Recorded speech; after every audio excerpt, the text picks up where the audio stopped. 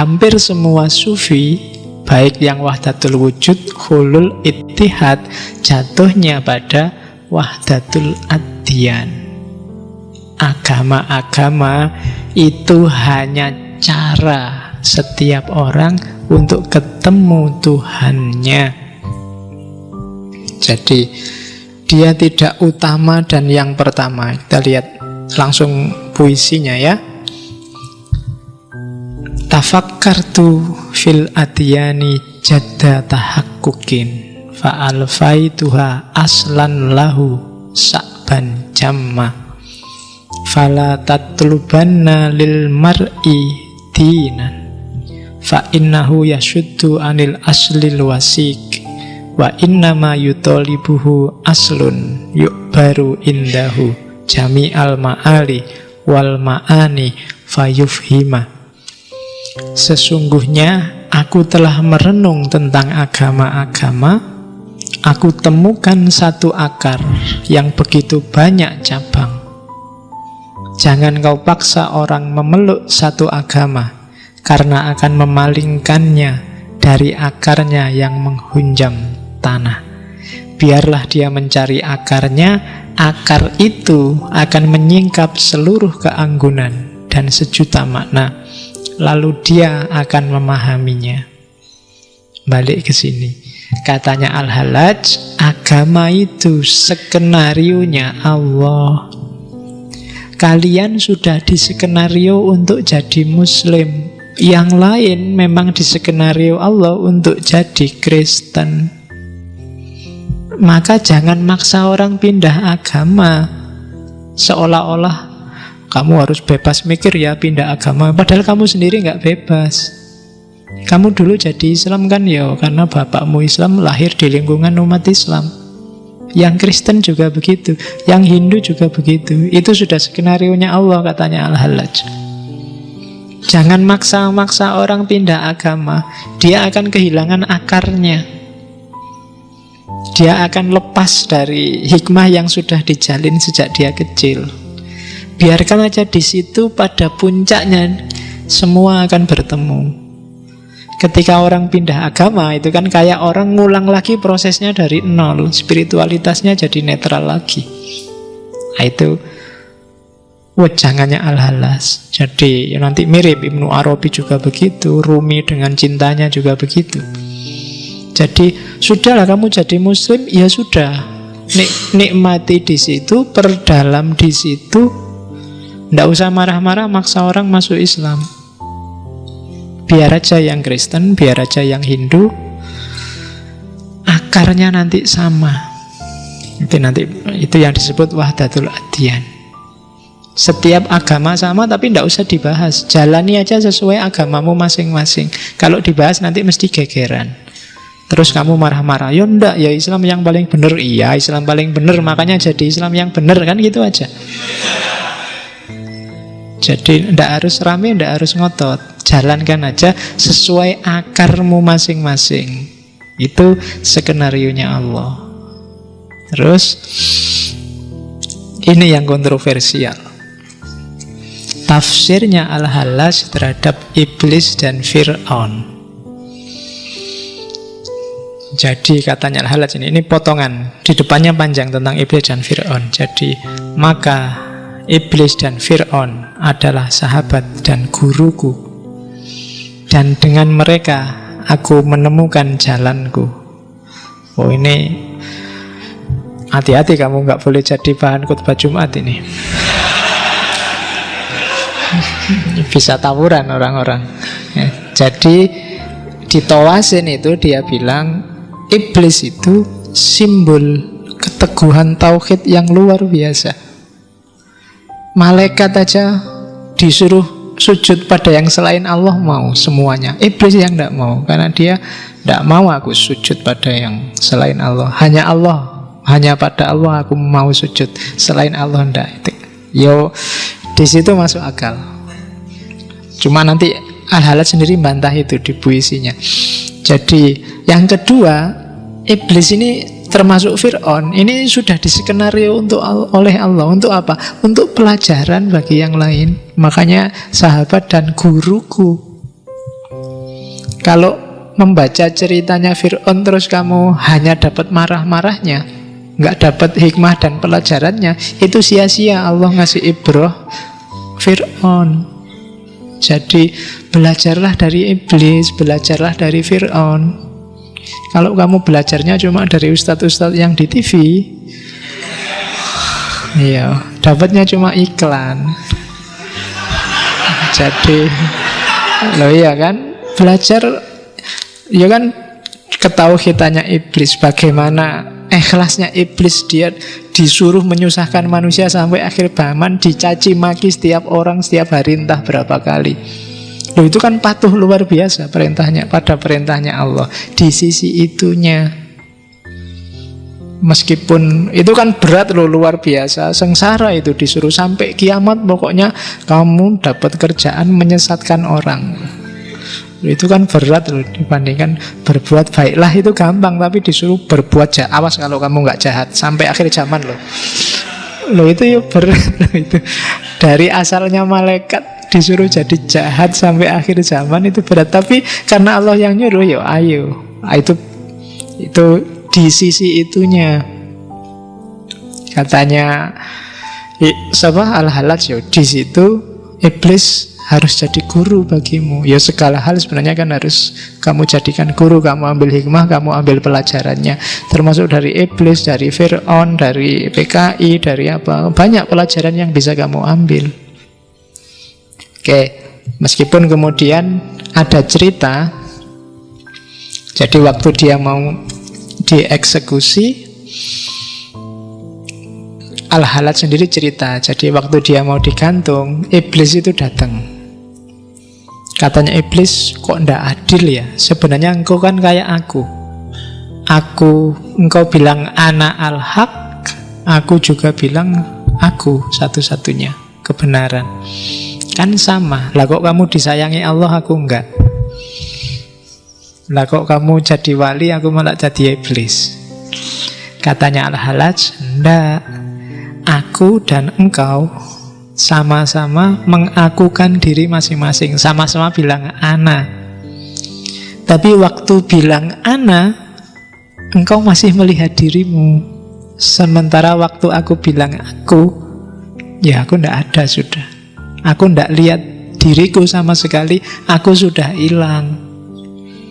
Jadi waktu iblis membantah Allah untuk sujud pada Adam, itu dia masih mikir dirinya. Akunya iblis masih ada, maka lahirnya jadi sombong.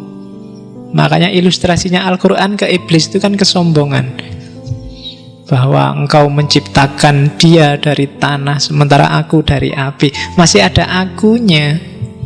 Katanya Al-Halaj, salahmu di situ, iblis. Kan gitu. Ya. Ya kan namanya iblis yang nyuruh iblis. Jadi sementara kalau aku, waktu aku bilang anak al-haq, itu aku sudah nggak nganggap diriku ada. Sama sekali nggak ada, egoku sudah hilang. Itu yang jadi kebalikannya. Aku disayang Allah, engkau dikutuk oleh Allah. Jadi akunya, salahnya Fir'aun juga begitu. Karena dia bilang anak al-haq, podo kayak Al-Halaj. Dia bilang aku Tuhan kan, mirip-mirip aja kayak Al-Halaj. Tapi akunya kelihatan, egonya yang akunya lebih besar, bukan Tuhannya, bukan al-haqnya. Kebalikannya Al-Halaj, begitu dia bilang anak al-haq, anaknya sudah nggak ada, al-halajnya nggak ada, yang ada tinggal Tuhannya. Nah itu problemnya di situ, katanya Al-Halaj. Jadi sebelum dia dieksekusi, dia masih ngobrol dulu sama iblis. Ya, saat mau digantung, karena ada banyak cerita ketika itu kan saya bilang tadi, dia nunggu 1 hari, dia dieksekusinya lama, dirajam. Itu beberapa momen dia sempat dialog sama sahabat-sahabatnya, termasuk para sufi. Oke, bahkan gurunya sendiri Junaid mengingatkan, Al-Halaj, mbok agak kompromi dikit lah, jangan kaku-kaku. Kalau kamu kaku, nasibnya kayak Sokrates kemarin, akhirnya kamu dieksekusi loh. Tapi Al-Halat sudah membayangkan resiko itu. Maka dia bilang, wa in kutiltu au sulibtu au kutiat yadaya warijlaya lama rojaktu andakwaya. Meskipun aku dibunuh atau disalib atau dipotong-potong kedua tanganku dan kakiku, aku tidak akan mundur dari yang aku dakwahkan. Nah, kalimatnya itu pas, karena pada akhirnya dia juga dibunuh, juga disalib, juga dipotong-potong tangan dan kakinya. Karena memang dia mungkin sudah membayangkan ceritanya akan seperti itu. Para wali kan biasanya begitu. Ghazali aja kan dulu tak ceritain gimana dia ngerti bahwa sebentar lagi aku meninggal, maka adiknya suruh beli ini kain kafan, terus dia mandi sendiri, pakai kain kafan sendiri, terus berbaring dan meninggal. Loh ya, kalau iya, Ghazali itu begitu meninggalnya. Jadi dia sudah siap-siap ngerti, sudah mau dipanggil. Oke. Kalau di Jawa kemarin kan ada Ronggo Warsito yang bisa meramal pas kapan dia meninggal. Nur Muhammad. Jadi enggak apa-apa itu. Di situ ada Allah mengingatkan biar kamu nggak ngantuk. Karena ini kalau sambil ngantuk bisa gawat. Karena ada cerita kalau wayang itu waktunya ajaran paling penting kok ngantuk, ilmunya setengah. Begitu setengah, waktunya perang kalah. Kayak ceritanya anaknya Abimanyu kan gitu. Anaknya Arjuna itu kan namanya Abimanyu. Bapaknya ngajari teori perang waktu dia dalam kandungan. Jadi diajari teori perang kok dilalah dapat separuh, ibunya ketiduran. Nah, begitu lahir dia ngerti segala teori perang cuma setengah. Jadi terakhir waktu ada strategi apa, pokoknya dia bilang saya bisa masuk tapi tidak bisa keluar. Akhirnya kan dia tewas di keroyok Kurawa yang banyak itu karena mendengarkannya cuma setengah. Jadi kamu tidak boleh ngantuk. Kalau filosof barat boleh ngantuk, kalau ini tidak boleh. Kalau setengah kalau setengah gawat, nanti kamu ceritanya setengah. Jadi Nur Muhammad itu, ini kalau bahasa lainnya namanya Muhammad yang spiritual. Makhluk pertama yang melimpah dari Allah, ya disebutnya Muhammad oleh para wali, cahaya Muhammad. Dan inilah sumber segala pengetahuan, sumber segala makrifat, sumbernya cahaya yang melimpah. Dalam diri setiap makhluk ada kandungan nurnya masing-masing. Semakin dia jauh dari pusatnya cahaya, ya semakin redup sinarnya. Jadi sinar ini namanya Nur Muhammad. Cahaya ini diwarisi para nabi, dibawa para wali, dilanjutkan para ulama. Dalam dirimu juga ada, cuma intensitasnya mungkin tidak besar. Ya besarkan sendiri. Dengan cara apa? Mendekati cahaya. Bahkan kalau kamu bisa bersatu dengan Nur Muhammad, disitulah kamu mengalami hulul. Karena tidak mungkin kamu mencapai Nur Muhammad kalau masih terkungkung oleh nasud, sifat kemanusiaan. Jadi cahaya yang tadi Allah bilang wa nafakha fihi min ruhi dalam dirimu, wujudnya apa? Nur Muhammad. Yang inilah nanti ketika dia hidup, dia kompatibel sama Allah sehingga Allah bisa masuk ketika dia hidup dalam dirimu. Nah, jadi ini yang dibawa oleh para nabi. Para nabi nurnya pasti besar, diwaris-wariskan terus dari para nabi terakhir Nabi Muhammad. Nah, Nur Muhammad ini sifatnya sangat spiritual. Oleh karena itu katanya Ibnu Arabi, manifestasi dari Nur Muhammad sebenarnya yang lebih sempurna ada pada Nabi Isa. Jadi Nabi Isa itu cara hidupnya kan sufi 100%. Jadi kemarin diulang lagi ya waktu ke sesinya Isa. Jadi dia mulai gaya hidup, ajaran, sampai macam-macam pernik-pernik hidupnya itu kan sufi. Maka katanya Ibnu Arabi, contoh idealnya Nur Muhammad itu Nabi Isa. Kok bukan Nabi Muhammad? Enggak. Katanya Al-Hallaj, Nabi Muhammad itu paling bagus karena dia bisa kombinasi dan bolak-balik antara sisi kemanusiaan, sisi ketuhanan demi umatnya. Jadi semua digarap oleh Nabi Muhammad karena dia menyempurnakan semuanya. Tapi khusus untuk yang manifestasi Nur Muhammad yang 100%, katanya Al-Hallaj itu Nabi Isa. Ya ndak enaknya yang ini ya dunianya dunia batin semua. Nur Muhammad itu kan memang sifatnya spiritual. Spiritualitasnya sangat tinggi pasti orang yang semakin punya Nur Muhammad dalam dirinya. Para wali itu pasti besar nurnya. Nah, Nabi Muhammad juga paling besar, tapi dia juga turun kembali ke dunia, kemudian ngopeni umatnya, kadang-kadang harus ngurusi politik, jadi dimaksimalkan semuanya. Tapi kalau Isa ini batinnya saja, maka idolanya Al-Hallaj itu Nabi Isa untuk urusan Nur Muhammad. Meskipun namanya sebenarnya nama Muhammad. Nah, ini termasuk yang kamu ulang di rekaman. Jadi Nabi Isa itu rela mengorbankan diri demi cinta, hidup dalam nilai-nilai kesufian total. Oke, jadi kalau hidupmu ingin mencapai hulul tadi, mencapai puncak pengalaman ketuhanan, jangkaulah Nur Muhammad. Tadi saya bilang kan, ilmu itu cahaya, hidupmu itu dituntun oleh cahaya.